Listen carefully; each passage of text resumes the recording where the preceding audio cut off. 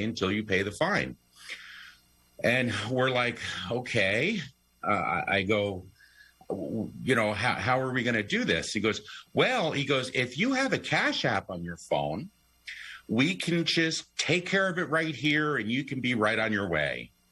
And I kind of looked at him and said, Cash App? And he said, well, how much do you want? And he said $1,000. And he says, you just transfer it right from phone to phone, right here through your Cash App.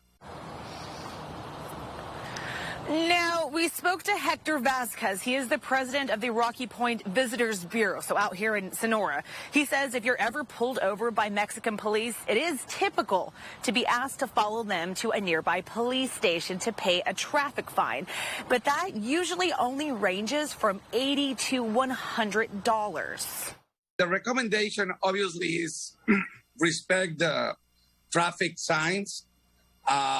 Most in Sonoita, when you cross the border through Lockville, there is about around 25 miles. And if you respect that, you should not be pulled over.